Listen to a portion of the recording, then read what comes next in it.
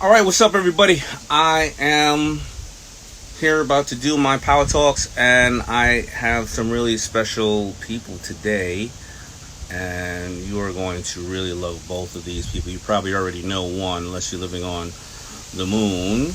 Um, Pin it right here, and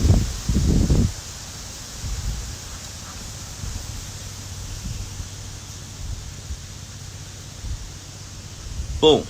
Comment is pinned, and because I'm 6 minutes behind trying to get this thing and the ducks were all talking crap, I'm going to try to bring in Bethenny right now. And there she goes. Boom.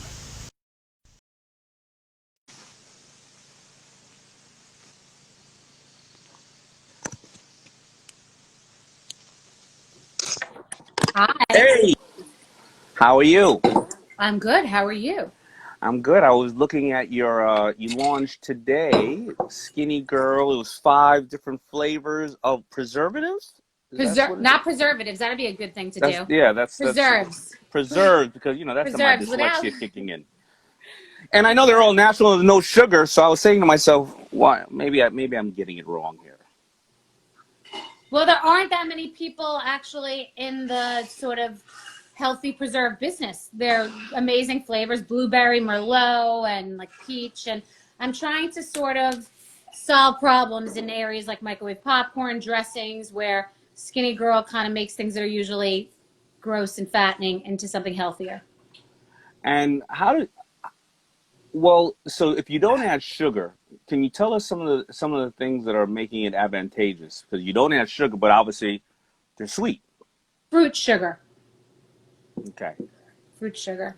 And they're in Publix now, was it? They're in Publix, yeah. Publix. And how come you decided to launch first in a retailer? Because we're going to get into some of these details. In a retailer, instead of going online and saying, well, I'm going to test out where my 80/20 is or the best profiles are. It's actually a good question and a good conversation because people still do like to go to the supermarket, I find. I'm tactile about my food. Anything I've ordered during the pandemic online, it's either in a quantity that I don't want, or it's like if I eat a peach, I want a sizable peach. I don't like a small peach, or I'm very specific about my food. And if you're specific about your food, you're still going to the market. I don't go often, but there are certain things that I like to look around and see. I do miss the supermarket experience. I never ever shopped for clothing in Right. stores, not for years. I'm an online girl for everything. Once you know your size, doesn't matter, shoes, bags. I don't like to transact, but I find a supermarket to be a great therapeutic place to wander. You know what I love about your brand? I just hopped in. I hopped in without giving you an intro because I just don't think you need an intro. And I think that obviously a lot of people know who we are collectively and you are from so many different areas. And I know that you were kind enough to give me an interview in my Power Shift book. But something I like about the brand, and when I just thought about the Publix thing, I was saying to myself, well, you already have a captivated customer who's going to go in there. But when you negotiated your brand, Skinnygirl, which you said in the book that you really didn't realize it was abnormal to say, well, I'm going to carve out these sections before Skinnygirl was necessarily proven, right? You said, I'm going to let you do this area, wine and spirits. I'm going to carve out these sections. But Skinnygirl reminded me of a FUBU. It's so, you just get it. And if I was walking through the store, even, me, little husky boy, if I saw Skinnygirl stuff there, I just get it. I It's know so that funny it's that you just said that. there. You're the first person who's ever just said it, except for my original cocktail partner. Because when I had, for any of your fans and viewers that don't know, I created the Skinnygirl Margarita initially, which was the first ever low-calorie, ready-to-drink cocktail. I didn't know what I didn't know. I didn't know the difference between licensing and equity. I remember being on the phone with my lawyer that may as well have been a veterinarian, and he said to me, because he wasn't a lawyer for this, and he said, you want licensing or equity? I said, what does that mean? He said, licensing means you start to take money now, but it's less. You don't have skin in the game, so it depends on how you feel about this. And I said, this is my ace in the hole, this idea. And I said, I want the other one, the equity, where I have the risk but all the reward. Right. And so it's important because a lot of people that watch you and watch Shark Tank probably feel intimidated, that they feel that they have to be a business person. And the truth is, I was not I'm a good business person because I have good instincts, but I'm not a good business person because I understood contracts or concepts. Because of a show like Shark Tank, people know a lot more, but I didn't understand anything. I just understood my gut. So I created the Skinnygirl cocktail. Nobody got it. Nobody wanted to do it. All the liquor companies, said, what are you trying to do? Come in here, because it's a very like sort of mafia type business where it's really hard to get shelf space and really hard to find your mark. And the only guy who said yes to me, who had never really made his mark in that business, and he was a smaller guy, he said, I got it immediately. He just got it. None of them got it. So you said, what you just said, that you got it, is interesting. And to answer your question, when I was doing my contract with Beam, who ended up coming to try to buy the brand after we had sold hundreds of thousands of cases in a short period of time in a business that I didn't even know how hard it was. I would never have gotten into liquor if I knew anything about it. I didn't know it was a man's business run by men, and everybody that I ever met with was a man. I wouldn't have done it. Ignorance was bliss. And when they came to buy me, this public company, Beam, I said, well, why don't you just buy the cocktails? Why? And they said, well, no, we're buying the whole brand. Like when Grey Goose sold for $2 billion, they sold the whole brand. But then you couldn't make Grey Goose lip gloss or Grey Goose shirts or whatever, golf gear, who cares? So I said, well, I don't understand. Any company who buys this brand is a liquor company. So the liquor company's not going to go make salad dressings or fruit preserves, which will be in Amazon soon also, by the way. I said, so why would you want it? They're like, well, that's never happened before. You don't just buy part of a brand. I'm like, well, then don't buy it. Then don't take it. And that was really a trust thing. They had to trust that I wasn't going to go into firearms in Skinnygirl, and I had to trust that they weren't going to put some bimbo on the Skinnygirl logo. And I said that it could never alter the logo. I mean, I was more savvy than I knew. I just knew what my gut said. I didn't know anything about traditional business. So I think that's important for the people that watch you, that you could be a business person and not even know it. I'm 100%. I mean, listen, when I was selling my little shirts with FUBU, I had two deals on the table. One was, well, how much manufacturing and how much design have you done? And I didn't know how to design. I was like, but I took 10 T-shirts and I put it on 100 different wrappers. And that's why it's going to work. They said, but that's not design. I said, I don't need the design. It's a T-shirt. It's really not hard to put an 05 or a FUBU splash on a big T-shirt. I am not, Tom Ford here. It's just a goddamn T-shirt. But I knew this, and I think that is probably an excellent way to their advantage, the Skinnygirl drinks. I think that to know that you are going to extend the brand in different areas, because now you see Skinnygirl in selling out selling out the denim. I think it was on was it HSN or is HSN selling out in only a couple of hours, the denim launch. I saw some of the products as well, other stuff. You walk in the store and people right now, they're not making more attention in the world, but if they see Skinnygirl right there, they think about it, then if they're looking, so they see it again. It's brand identification, that they're using the fact that you're taking your IP and you're getting a more advertising, even though it's different categories, but you're still getting a more advertising that they would have had to pay for. Well, funny you said that, because if you market it properly, I mean, most people don't go into a store and realize that the Tommy Hilfiger sunglasses have nothing to do with the Tommy Hilfiger sneakers or shirts. So the average person doesn't realize that. But if you market properly, it looks like you have one place that's making the salad dressing, the preserves, if the taste is reliable. I mean, you have to really be on top of your brand in that way. And more importantly, when I first sold the cocktail category only, I realized that they were going to spend at the time $18 million a year marketing a logo and a name that I own. But it's funny that you said that about not knowing. You didn't pretend to be a designer, because when I first wrote my books, Naturally Thin, Unleash Your Skinny Girl, no one wanted to publish it. They said it has to be like 5 weeks to 6 pounds. You have to give. And I said, that's an old diet book. Like, I wouldn't do that. It's about being healthy and having turning your food noise into a food voice. And they said, well, you should go to dietitian school. Because I said, I'm a woman. What woman doesn't understand food noise and like feeling guilty about something you ate, or binging, or the person I used to be, who used to worry about that stuff. I was just a person. You were a guy. You wear a t-shirt. You wear shirts. It's not that deep. It looks good. You want to look good. You're a man wearing shirts. So you put shirts on wrappers. They looked good. And, sometimes too much, you get screwed up. If you have too much of a business plan, too much research, and you're too much of an expert, then you're not like with your people.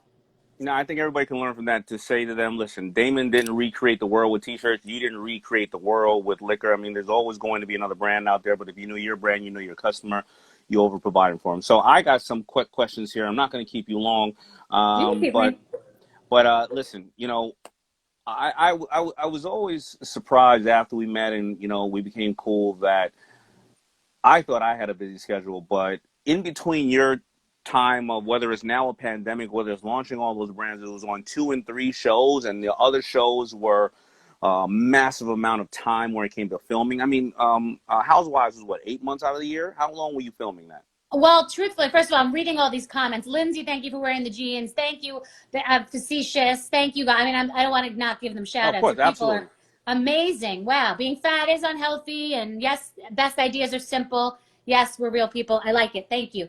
Um, Housewives is actually unlike Shark Tank, which, by the way, everybody, these guys have the best gig because you go in there, you knock it out, and the actual filming of it is quite pleasant. I mean, Yeah. it's hardcore, but it's very like open. It's very close ended, and I like that. Then you have to really deal with the businesses, which is the harder part by Yeah. far. But the Housewives is only 4 months of filming. The Okay. problem is it's 12 months of dealing. It's 4 months of filming, so many months of promoting, so many months of promoting the fights and living in the fights, and then the bad press that people are ratting each other out, and then the airing and reliving the drama. It's like, so it's the money you made, the money that I was just walked away from was incredible, given that it's 4 months of filming, but the emotional and adrenaline stress is year round, and you know there's no price on sanity. And at some point, you feel like you're a high class, maybe not even a high class, a high priced prostitute, where you're like, you're working there, and at some point, you have to say to yourself, "All right, even I can't be bought. Even my morals and my sanity and my health cannot be bought." And that's good for you. But my bigger issue, my bigger point that I want people to know is with Shark Tank, with being a mother, with running Skinnygirl, with doing 4 months of that and the other, 8 months of everything else. We're on set. Immediately something happens. There's the earthquake in Mexico. You're there.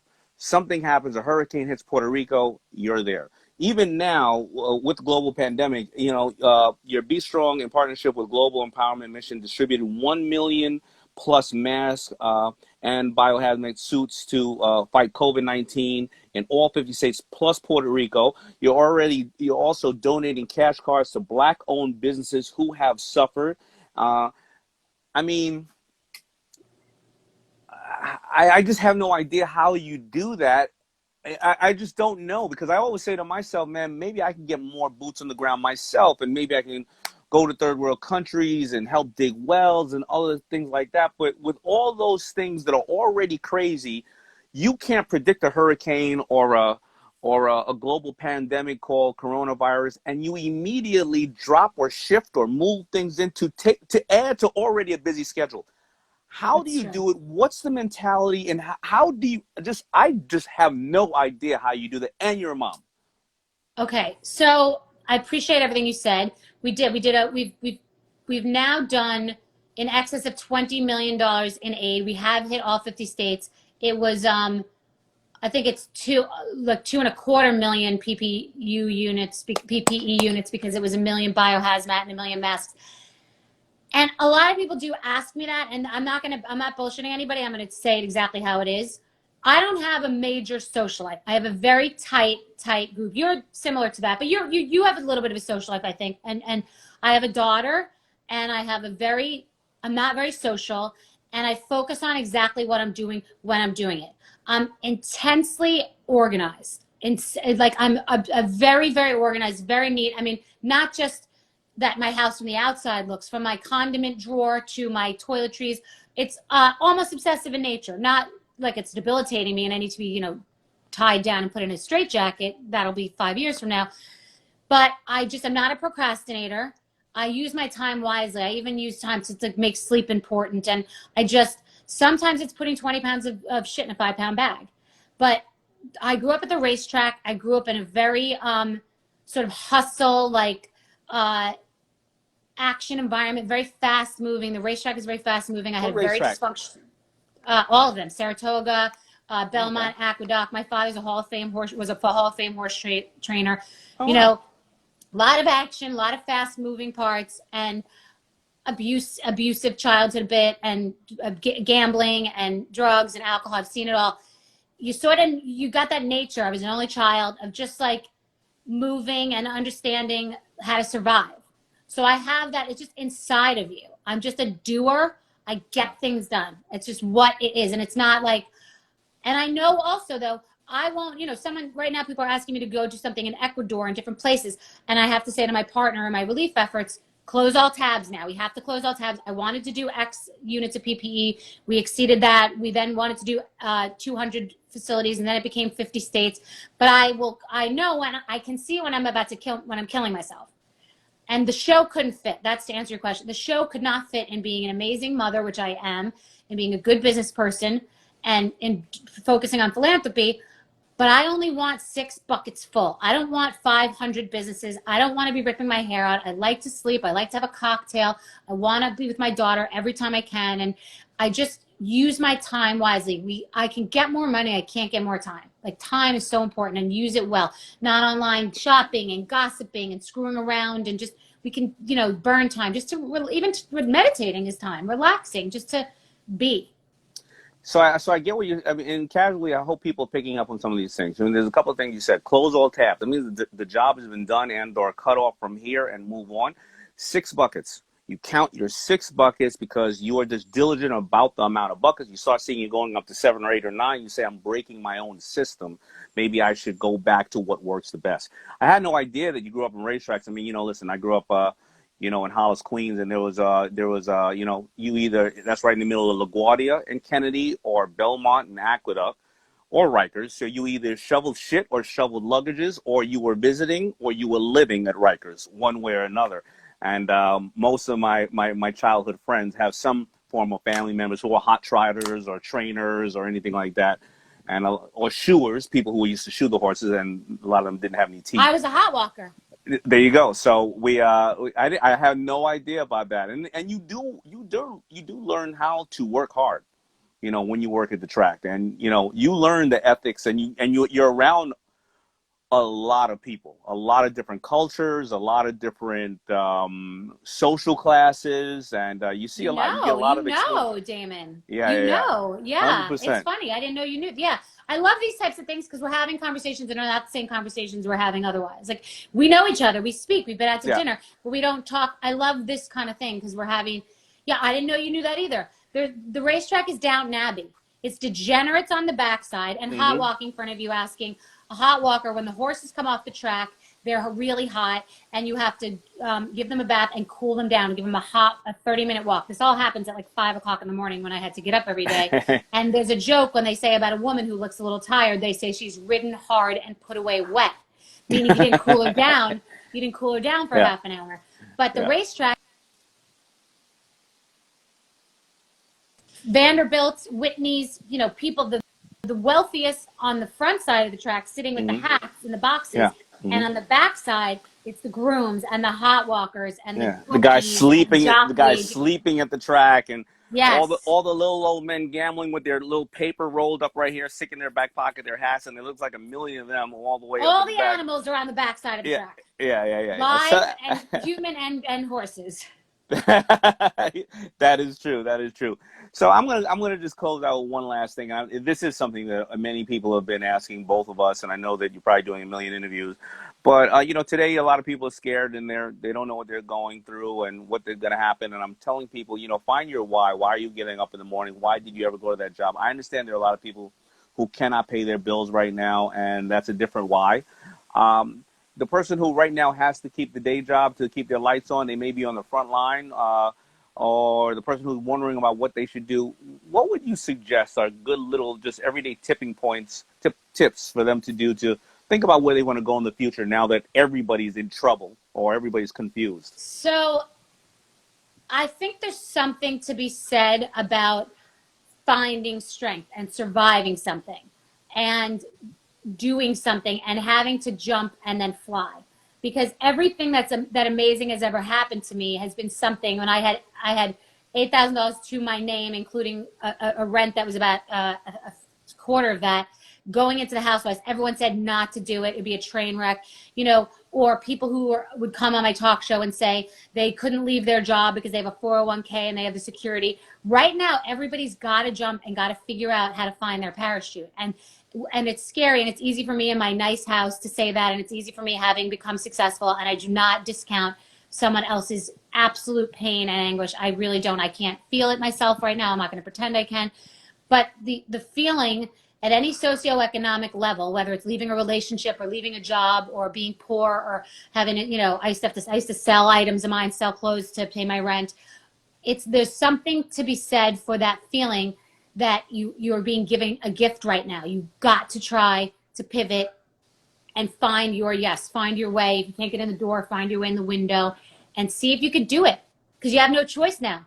The world is upside down. If you had the red roulette chip on the tables and you were in homeschooling, you did well. If you were in commercial real estate or, you had a job at a restaurant, you're screwed.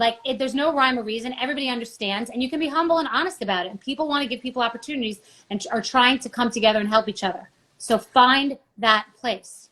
And last but not least, I've seen you answer the phone and you go, hey, if you're a millionaire or a billionaire, you got a jet, only talk to me if you're willing to take product down to Puerto Rico or take it down to various other places. But when you and I talked one day and I was sending some money over to you over to Be Strong, because I was saying to myself, I wanted to, like you and Chef Jose Andreas, I want to only give to those who I know are doing the right thing with it. You said, believe it or not, all the millionaires and billionaires, besides the ones who helped me with the plane, the difference is being made by people who really don't have it, who are giving $5 and $20. And so everybody right now, if if you feel that you want to give and you kind of getting, you're in double dutch right now. I don't know where to go. I don't know how to do this.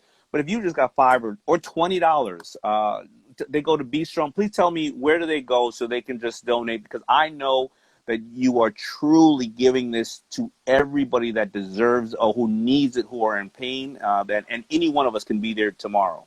100%, 100% does go to the effort, and you do remember that, and it's hairstylists and yoga teachers and people that you wouldn't imagine who have donated most of the millions of dollars. That's what's crazy. So it's Bethenny.com/Be Strong. And one other thing I wanted to say to you before about getting things done. We're using social media right now, and it can be used for good, not evil. I follow so few people because we can all get so sucked in, and you can get so activated, and that's a great time suck. So use these kind of resources wisely to learn and to connect, but to try to, use your time wisely right now that you're home with your kids. Just use your time wisely. There's so many ways to do it. So anyway, thank you so much for your supporting me and remembering all this stuff and knowing so absolutely. Listen, you really have impressed me. You've taught me a couple of things. I'm inspired by you. I think the world's inspired by you. And I just, it was funny how we got together, but I've come to really love you from afar. And we don't get to see each other as much, but I really admire and love you. And you named your dog Biggie Smalls, and and you invite me out to the house. So listen, I really do love you, and I respect you, and I value you, and thank you so much for everything you do. Oh yeah, come stay anytime you want. By the way, the cottage you can stay in. And by the way, you were the one who came up to me in Shark Tank, and you said, "Wow," you said I was wrong about you. You were totally straight up honest. You walked up, you're like, "I was wrong. I was rolling my eyes," and you said, "You are my person." Yeah, you are the shit. I love you. Too. All Good right. luck with this. Bye.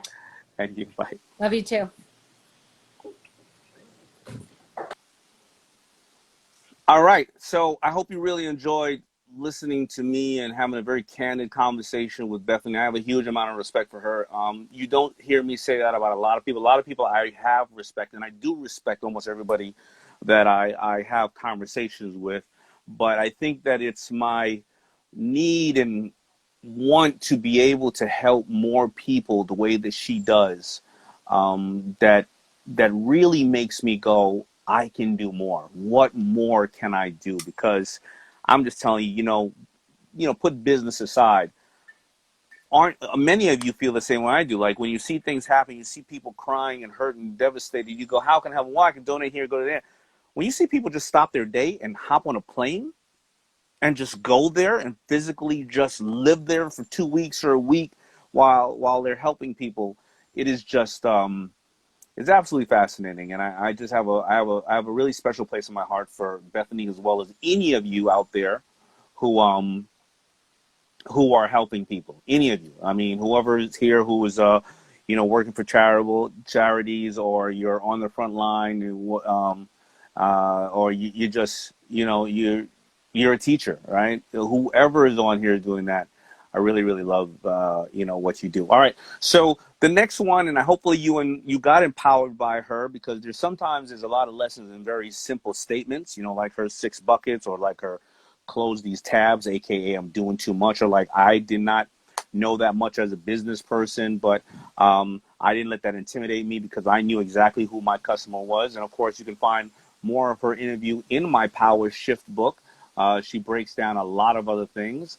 I'm going to bring on somebody right now who's a friend of mine. I believe Tasha and I have known her so many years. I believe we started working at Red Lobster together.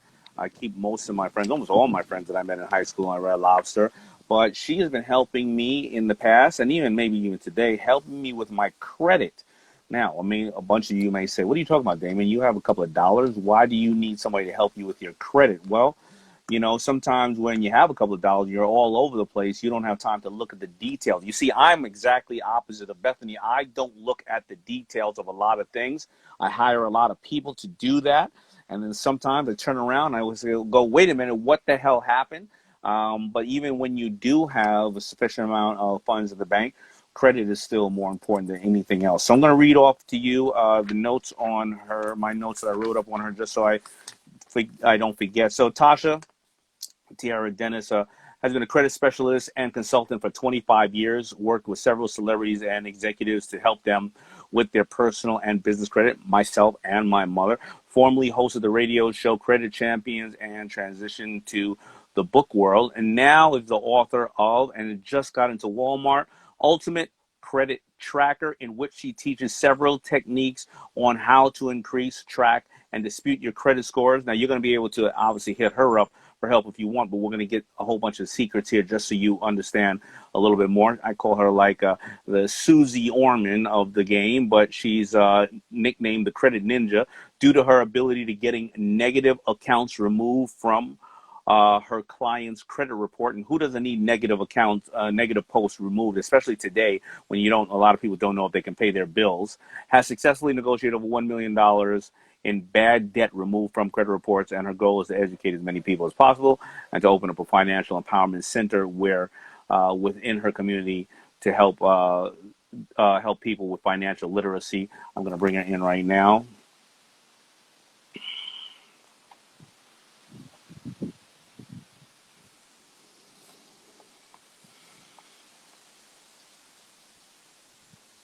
Waiting for Tasha. Here she comes. Hello. And hey, Tosh, how you doing? Good. How's it going? It's going. You may want to tilt the camera a little bit because there's a lot of space over your head. And I want to make sure people see you. Okay, let's see. Perfect. Better? Tosh, Okay. did we worked in Red Lobster together, right? Yes, for a couple of years. What years were we in Red Lobster? Oh my God. Well, you were selling t-shirts out the back of your trunk back then, so that's before you and LL got together. Uh-huh. So that was, oh my God, in the 80s. Yeah, it must have been about 89, right? About. Yeah, I think it was a little bit before that because I graduated. Now you're telling my age, Daymond, I'm sorry.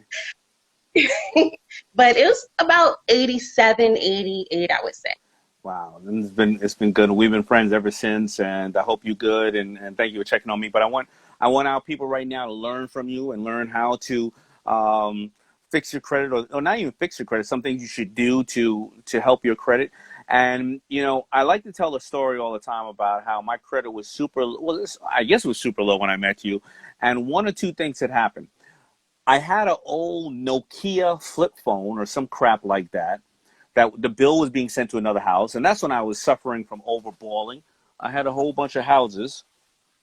And my little bill for like $70 a month or something like that was like ruined my credit. And then one or two other things had hurt my credit because I don't know, didn't get a bill right in time, or I moved, or I kept it in a suitcase, or whatever the case is, and my credit was bad. And you told me you can help me with it, and you did help me. And a lot of people here may be saying, well, I don't have those problems. I have massive problems. I got laid off of work and things of that nature. But let me ask them, what are certain things that people can do, some tips right now that you can tell people about their credit score and how they can keep their credit score at a certain height? Right. Especially now, the best thing and advice I can give is to contact your creditors. If you know that you lost your job, or you know that there's a loss of income, to contact them, let them know exactly what's going on, because they have special programs just for us to help us with our situations when we lose our jobs, when we lose finances, when we lose a spouse. And who has special programs? Is it the creditors or the government, or both? The creditors. Like right now, if people are going through something financially, which a lot of us are, call that institution, let them know, hey, I want to put my payment towards the end of my loan. A lot of people don't know this because they were never taught this. But you can call them and tell them, hey, I need 2 more months to catch up with my bills because I lost my job or I lost income. And they'll work with you. 9 times out of 10, they will work with you. Now, can somebody go on and look at American Express and punch in the keywords to, just before I even get on the phone with the agent, I go, okay, here's what they do. Here, there, like I punch in credit distress, lost my job, lost significant other. I mean, can they punch in? Is it listed in some of the areas on any of these creditors, or that's just a play by ear, you know? Honestly speaking, Daymond, the best thing to do is to get a real live person on the phone, because it's time sensitive, and sometimes when things are basically going through an automated service or whatever, you don't want to trust that. You want to make sure that they get the job done, that they follow, and actually the request that you have, they implement it, because 30 days later, if it's not, it's going to be a late pay on your credit, and you don't want that. What's the rules about? That's going to hurt. Go ahead. What did you say? No, that's going to hurt even worse than basically, when you wait around and it doesn't get done, because a lot of times they don't follow up with what they're supposed to. And you want to make sure you hold them accountable. When you call, you get the name of the person you spoke to, and you want to make sure you document that as well. When I send out things to institutions for my clients, I always send a certified return receipt, only because they have to sign for that document. So they can't say, I didn't get it.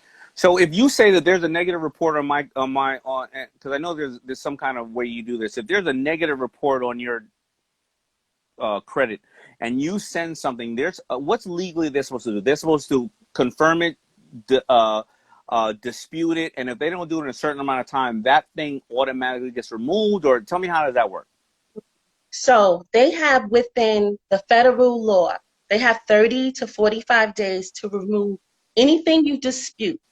If they do not comply within that time by law, they're supposed to remove it. So you mean I said, hey, hey, whatever bank, this was fraudulent, or I sent the money in and you received it, but then you put that up on a negative account, and they have to either say, here is our evidence that you did not send it, or they have to say, if they don't reply in 30 to 40 days, they automatically have to remove that negative mark? They're automatically supposed to remove it. And sometimes you may have to contact them and send more than one letter, because a lot of times they don't want to remove it. So that's where the frustration comes from. But by you having your proof that you sent a certified return letter to them, you have proof. So if you have to go to court, if they don't remove it, and a lot of times when you even mention court, they don't like that at all. Right, because now all of a sudden they either can remove this thing and, or they got to spend for legal. Exactly. And they don't want, first of all, they don't want the bad publicity, and they don't want to be dragged to court, because it's going to cost them more money to go and get a lawyer to represent, or whatever, their legal department to come travel to where you are, because when you sue a creditor, they have to come to your state where you are and where you file that motion. They don't want to do that. It's going to cost them more money to do that. So a lot of times, 9 out of 10, they're going to delete it anyway. They don't want that frustration. What about when, I remember, and I've learned so many things. I forgot half of them. I remember a couple of years ago, probably about 20 years ago, somebody said, call your credit card company. You find out you're at a 20% interest rate. Just tell them you want it reduced. And if not, they're going to say no at first. But if not, just say, I'll cancel the card. And they reduce it. Does that still happen? Negotiation. Listen, a lot of times they don't want to lose your business, so they will try to work with you and try to give you a rate. They may not give you exactly what you want, but they will come up with something to try to keep your business because they're not going to want to lose it. And that's so important, especially if you see that you're paying a big, large percentage when it comes to your credit card. You can negotiate that. Absolutely. I remember you said to me your credit versus debt ratio, or I don't know if it was credit versus debt, but let's say you have a credit card and your credit card has $10,000 credit limit on it. How much should you be spending in there to stay in good credit standings against negative credit standings? Okay, so normally I tell my clients to stay within 15%, but 30%, you should never go over 30% unless it's an emergency and you're going to pay it off or whatever right away, because when you go over 30% utilization rate, you're going to pay your credit is going to take a big drop, and you're going to pay more fees as well, because, and this is something that I'm not going to lie, Daymond, it changed my life. And I would challenge everybody to do this. If you carry any credit card balances, what I want you to do is calculate how much money are you paying these companies every single month you're carrying over that balance. When I did that and I calculated it, and then I not only did monthly, I did yearly, I paid all my credit cards off to zero, because I said I refuse to allow other companies to make this much money off of me when I can keep that and put that in my pocket. It's crazy how much we pay them. So within a tough period, it's a tough time for a lot of people. And to say that if you had a $10,000 credit line and you're only saying, please only spend $3,000 of it, 30%. But a lot of people right now are going through tough times where they're floating a lot of things on their credit cards. If you had Right. 6 credit cards, should you do, and you would in a tough time, should you go 50% on each one, or should you go 100% on one and leave the others at 30%? I would do one. And only because each card, you're going to lose 30%. You're going to lose points off of each card that you go over that rate from. And you don't want to put yourself, and then not only that, but you want to try to minimize as much as you can the debt, even though it is harder. But also with us being stuck in the house, I don't know about you, Daymond, but I've been able to save a little bit more money and able to do a little bit more things because I'm not going out to eat as much. And I love to go out to eat, we're foodies, but I save that money. I pay down on things because my goal is to be debt free, and it is hard for us right now. But if you can take that little bit of extra money and apply it to a card that you're not using, try to work on that one particular card first, and then use that one main card that may have the bigger balance, because you may have a little bit more room and flexibility before you get over that 30%. You know what I mean? And even if you do get to 30%, it won't hit you as hard as using all of your cards up to 30%. What would you say to people they got out there $50,000 in credit card debt? They're at about, they're averaging out 15% interest to 18%, because it's almost like some companies can be very predatory. But right now, because of the interest rates, the government is damn near zero, and they have some equity in their house. Would you say, hey, you know what? Go take the equity out of your house, if you can, pay down those credit cards, and I don't know if you want to cut them up or put them in a drawer or whatever the case is, but now you've transferred that 15% or 18% down to a 2% loan. Right. You know what I mean? That you Right. can pay quicker, because if you were paying 18%, if you're paying an average of 20% on a credit card every single interest, and you were just paying the minimum, you're paying an average of $10,000 a year down on your credit cards, and you did not pay off any of the debt. You only paid them $10,000 interest on $50,000 of debt. Exactly. That is one of the good things that you can do, the pulling out equity. If you can do that, because what you're doing is you're taking that one account and you're utilizing that, you're paying down everything else. So your credit score is going to jump up, okay, because you're knocking those other amounts of debt down. And once you do that, you basically are, you're showing it not only you're responsible as well, because you have all of these different accounts, but if you take one and you pay it down, that's going to save you so much money. So can you give us some other things that I may not be thinking about? Because, what I just shared, or what the question I just had with you right there, is probably 3% of your knowledge. What other things can people do right now, while we're talking, to improve their credit and help themselves out? Right. Well, one of the things I would definitely say, and this is in my book as well, 5 Critical Steps. Don't be afraid to open. Where's the book? You have a copy of it? Actually, I do, but not on hand. All right, no problem. I'll get it for you. But hang on one second. But one of the things I would definitely do. Here we go. All right, so it's mirrored. So read it off to me. Okay. This book is a must-have. The Ultimate Credit Tracker, Tasha Taria. Okay. And basically, what I'm saying in there is, don't be ashamed to open your bills or whatever. Because a lot of times when you don't do that, you don't know if you're a victim of fraud. Somebody could have ran your credit cards up. And basically, you have no idea, especially now, a lot of fraud is at the highest point right now because of what we're going through. So you want to open up your mail. A lot of times people leave their mail there because they know it's a bill and they don't want to open it, but you need to open it. And you need to start taking responsibility to say, you know what? I know that's a bill, but I need to make a plan and start trying to do something about this. All right, I got one. The other thing. Oh, go ahead.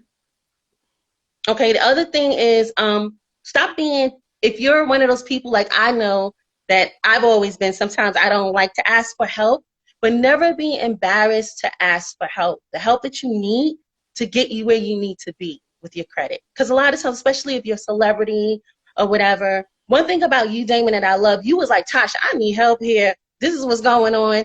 And we were able to get that thing done quick because you listened. Yeah. You listened to what I told you to do, and you made it happen. Yeah, don't take yourself too serious. That's not my area of expertise. That's why I had to call on you. Right. But now you can walk in any place you want to and don't have to put nothing down pretty much. If you didn't have money, you still have good credit. So that's a good thing. I got a question here from this guy named William Poo Diaz. He says, what do I do if I had my credit low for a long time and I have old unpaid accounts that are over 10 years old? How do I erase them and start fresh? Okay, first of all, that's over the statute of limitation because they're supposed to report only 7 years. When they go over 7 years of reporting, because a lot of times these collection agencies, what they do is like to resell your account. If it's over 7 years, you need to dispute it immediately because it shouldn't be on there. And the other thing that will help you is actually getting a secure credit card.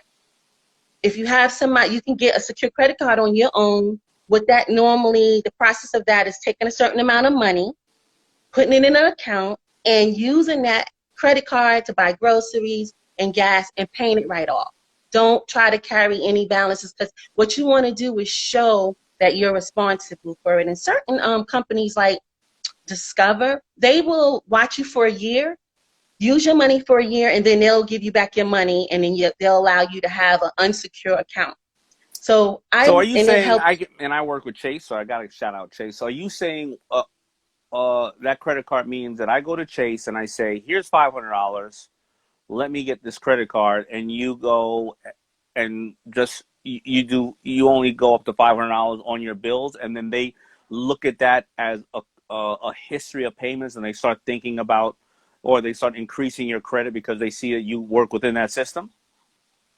Right. Like if you have a $500 credit card, what you do is you still stay within 15%, use it, pay it off, use it. Sometimes pay 2 or 3 payments in a month, because what's happening is they're watching and monitoring your spending habits, and they are looking like, okay, within the 12 months, they're going to send you a card and say, here's your check, Mr. John, for the $500. And now you got your $500 back, and you have an unsecured credit card. You're using their money, and they will give you $1,000 instead of keeping you at $500, because you showed that you make consistent payments and that you are responsible. And that's all they want to see. Okay, but you know what? I love to spend on my credit card that I pay off every month because I get miles, and I know that the 15% or 30%, but the ones that you're paying off every month, is that okay to spend over 30 or 40 or 50%? Because I'd rather do that to get the mileage, on flights or whatever the case I need, Well, what I would do and definitely recommend is you contact the credit company who you have the account with. Find out when they do their reporting to the credit bureaus. This is a little trick or whatever that I've learned a long time ago. Once you find out when they report to the credit bureaus, if they report on the 15th, you need to make sure that balance is down to 15% by the 15th. Okay? If they report the 30th, then you have till the 30th to make sure that you pay that down, because now what's happening, Daymond, is that you're not losing any points. You're keeping your ratio down, even though you done maxed it out. As long as it's paid before they report it, you're good.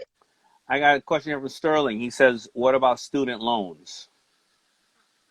Student loans, depending on if you're in default or whatever, but it works a little differently with student loans because it's not a credit limit. You don't have a credit limit. It's a loan. Like when you go and you get a car loan or auto loan, you don't have a revolving amount of money where you can take that money and spend it again once you pay it down. So it's a little different with a student loan. You know what I mean? Mm-hmm. So even though you can pay it down, it looks good when you pay it down, but you're not getting that money back where you can use it again once you pay it off. Interesting question came here, and I'm gonna ask this one, and then I'm gonna let you just give us a couple more tips in closing. Somebody just said they were incarcerated for a long period of time, and they're just coming home. How do they build their credit? So it's kind of like either the people who are either bankrupt or divorced or incarcerated, and they need to just start over at this point. What are the first steps that you would suggest to people like that? It's so funny you asked me that, because I'm actually putting a program together for inmates, empowering program for them, because they do have to start from scratch and they don't have credit most of the time. But what you want to do is 2 things. You want to get a secure credit card. And if you go with Open Sky, they don't charge anything to do it. They don't pull your credit. You can just go, you have the money. You send them the money, they'll give you your card to come in the mail, okay? The other thing is you can piggyback off of somebody's good credit. Like if I basically was your daughter, Daymond, I'll be like, Daddy, can you put me on that black card? Because I know that's going to boost my credit like crazy, because I know you spend and you pay off your bills. But you don't want to get on somebody's credit card that is over 30%, or they're struggling, or they don't pay their bills. You don't want to do that. You want to get on somebody and piggyback off of somebody who has excellent credit that may put you on the account but don't give you a card at all. Oh, so they don't give you a card, because that's what I'm talking about. I give my daughter a card like that, it's over. You know what I mean? So, no, you don't give them a card. All right, so you don't give them a card. So you can basically say, hey, grandma, or whatever the case is, because of course I'm everybody thinking right now, like, all right, cool, I'm going to ask my friend with good credit. But you get on theirs, but you tell them, don't give me a card. Don't give me a card. But how does that rate to your spending habit? The creditors can't tell your spending habit. All they're doing is off of the person who basically co-signed on you. Right. Basically, what that would look like is me piggybacking, if I was your daughter, off of your good credit. So all you would need to do, that person, you would need to just add me as an authorized user, and my name is going to be attached to the account, but I don't have a card. So it's like I'm on there, but I'm not on. You know what I mean? But what about when Because I have no access. but what about when and so what if I now, my daughter, excuse me, goes out and gets other credit from other places because she's co-signed on mine here, and she gets it on her own over here. If she does bad spending habits, does that affect me? No. Okay. So when you put somebody on as an authorized user, they're not a co-signer. You're just basically, because you can take them on or off anytime you want. Right. So I could put you on my account and have your name on there. You will not use the account, but you're going to piggyback. Like I plan on doing it for my son once he, reach a certain age. I'll let him piggyback off my credit so that when he graduates college, he's going to have 800 credit score. You know what I mean? But he won't be, I will not trust him to give him a credit card because I know he likes to spend. So I'm not going to do that. Okay, so like with your daughters, they like to spend or whatever. Their credit is their credit. Whatever accounts they have is on them. And you basically, all you're doing is just saying, hey, daughter, you're going to piggyback off of my credit. You're not getting a credit card, but it's going to help her because she's going to now get your payment history, if that makes sense. With this pandemic, are you seeing, and of course, I know you said call your creditors. I don't know what other people are doing because, of course, you have mortgages out there. You have people, I don't even know if you can renegotiate student loans. What are some tips that people can do right now? And maybe it is just call your creditor. But what are you seeing that are going on out there in the market right now with this pandemic? Well, what I see is that people are waking up and they are calling their creditors saying, hey, I'm not working right now. I need to push my payments back, my car note, so you don't repossess it. So what they will do for you is they would say, well, how long do you think you need or whatever? You can go and tell them I need at least 2 or 3 months or whatever. Some of them will push you back into 4 months. So you won't have to make a payment for 4 months. So that's one of the things that's been helping. And what I tell my clients, take that extra money and pay down something else so that the situation. We don't know how long it's going to last, but we want to be prepared. Do they want do they want any proof? Because, I mean, that's the case. I mean, why not everybody just call and be like, yo, I lost my JOB, my man, and I can't pay the mortgage. Yo, I can't pay the car. Yo, I can't. Why does everybody just do that? But you know what, Daymond? Just like we never knew about credit growing up, everybody don't know about this. So that's why everybody's not calling doing that, but they can. And that's why I want to start educating more people. Like, listen, you can call, even with your house, your mortgage payment right now, Daymond, you can go and say, hey, I need you to push that mortgage payment back 2 months. I lost income. Even though you may be falling or whatever, it doesn't matter. They will push that back. A lot of people are doing that right now. All right, so I'm calling up all my people and be like, yo, my new name is Crime and Crime don't pay. That's what I can do right now, It's not a crime. They have programs set up for you right now. If you call right now and you say, hey, I'm having problems with this or whatever, I thought I'll be able to pay it, but I need a little bit more time, they're going to work with you.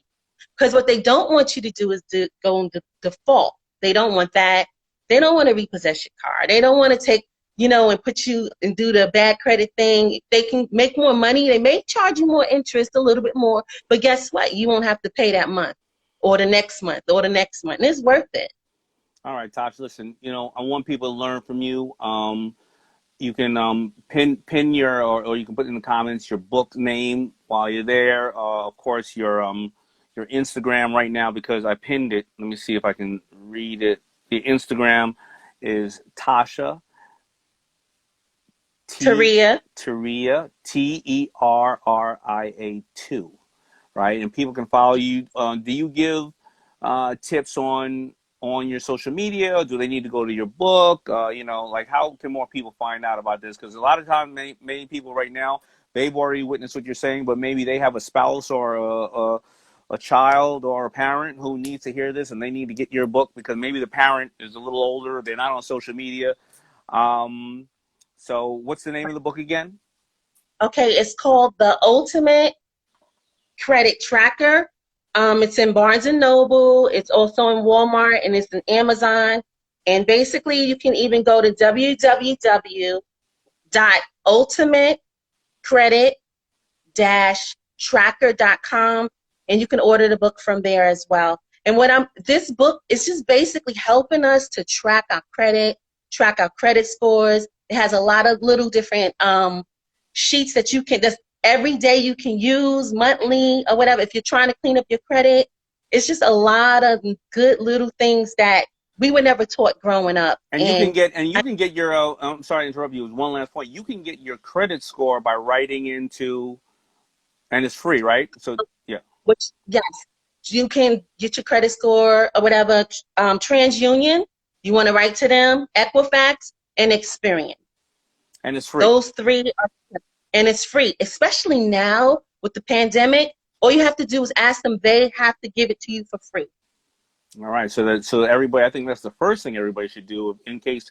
I mean, obviously, I know there's online sites. I mean, they all have online stuff. But if you just want to have it in your hands, and you're one of those people who really weren't aware of that, Equifax, TransUnion, and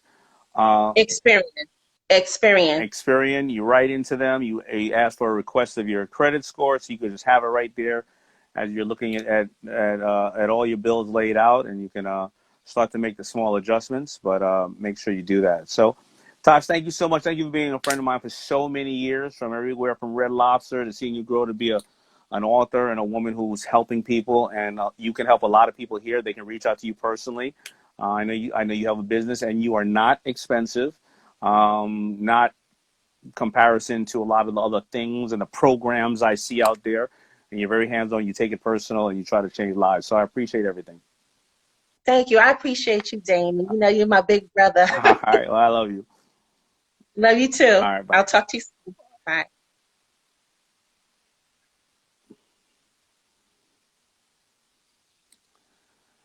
There you go. So, I feel so bad for all those who dropped off. I mean, they learned so much from Bethenny, but look about how much they could have learned right there. But, like I said to Bethenny, a lot of people are not making enough any more attention out there. But hopefully you guys can share all that to everybody else. And, wishing everybody a happy Tuesday, So, and for tuning in, you remember next Monday I'll be on at 1 o'clock, and I'll also be on a Tuesday at 1 o'clock. And thank you, Patricia Bolton and YNG Still On and ZC. All your names are so crazy. Real May, Bertolin, Appointed, AKA Ganochi, and something Petite. All of you guys, of course. I saw Danny from Miami there, the Dreamer. I saw the Shark Ginger on there. Brianna _ and Parrot 55. Long Legs. The Beauty Shark Ginger, excuse me. I would mess that up. Thank you, Alicia, 18 Majesty, Zach, I know we have to do something. I'm sorry. I'm gonna go on right now with you, man. I'm hitting you up right now. Thank you all. I'll talk to you next week. Bye.